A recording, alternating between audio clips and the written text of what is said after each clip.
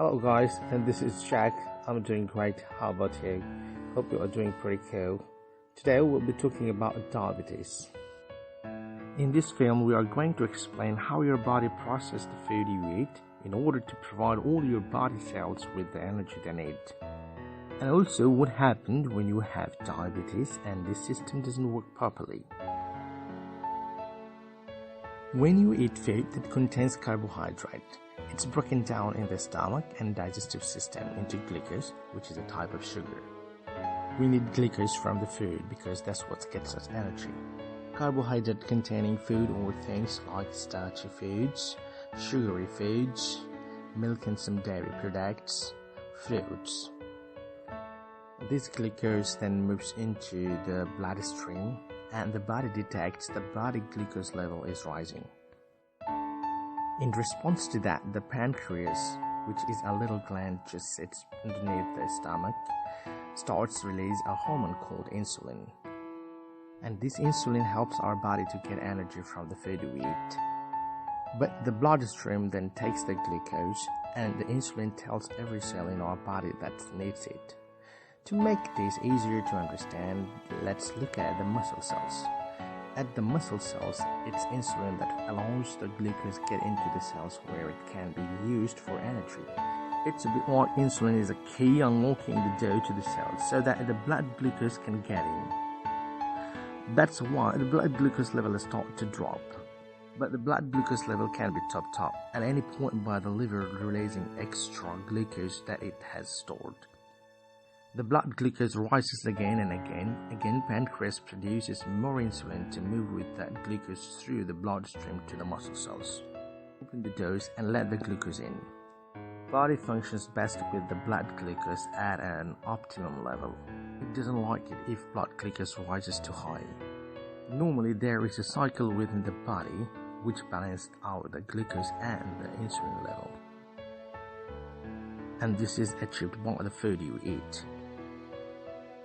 However, in some people, the system doesn't work properly and they develop diabetes. There are two main types of diabetes, type 1 and type 2. In type 1 diabetes, the body isn't making any insulin at all.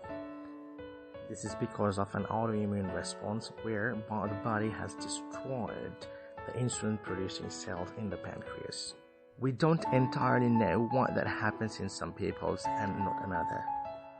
Type 1 diabetes that includes about 10% of all cases. Most often found in under 40s. Most common type found in childhood. In type 1 diabetes, the carbohydrate containing food is broken down into glucose as normal. That glucose then moves into the bloodstream.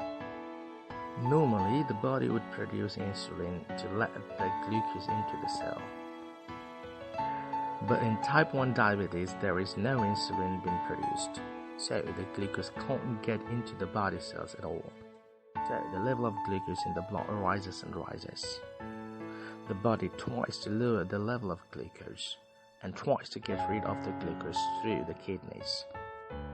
That's why those people who have undiagnosed type 1 diabetes turn to go to toilet a lot to pass urine. As the kidney filter the glucose out of the body, they also take a lot of water with it. So the person with diabetes will get very thirsty. The urine contains a lot of glucose and that creates a new environment where it's quite easy for bacteria to thrive. So it's also quite common to get thrush or genital itching. In the same way, the blood contains a high level of glucose as well. So more bacteria than usual will turn to breed in flush wounds. And that might be slow to heal. Glucose can also build up in the lens at the front of the eye, causing the liquid of the lens to become cloudy. That can mean some people with undiagnosed type 1 diabetes can have blurred vision. Because the glucose can't get into the cells to be used for energy, somebody who has got undiagnosed type 1 diabetes is going to start feeling very tired, lethargic and unable to go back to the normal daily routine. But the body still needs an energy source in order to work properly. So what it does, it starts to break down its fat stores and that can lead to weight loss. So the main symptoms of type 1 diabetes are often urinate, thirst, thrush or genital itching, slow healing, blood vision, tiredness, and weight loss.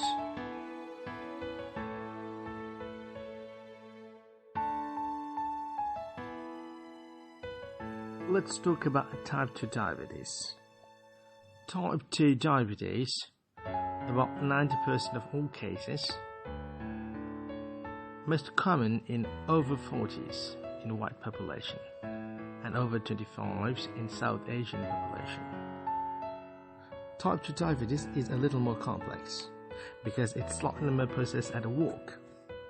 Either the body isn't producing quite enough insulin or the insulin it is producing isn't working properly.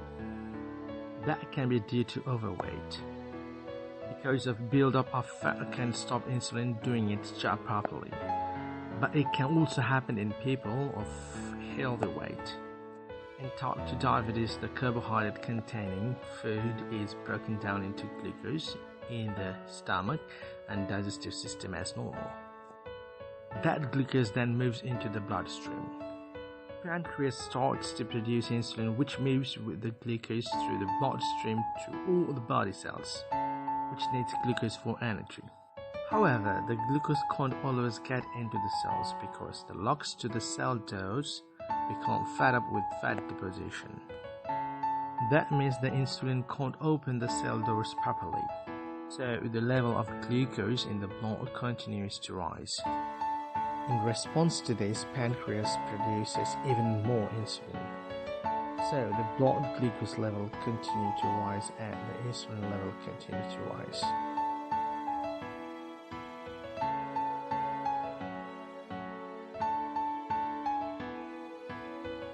The blood glucose level goes up and up, and the pancreas produces more and more until it can't cope anymore and eventually insulin level falls down. Alright guys, that's it for today.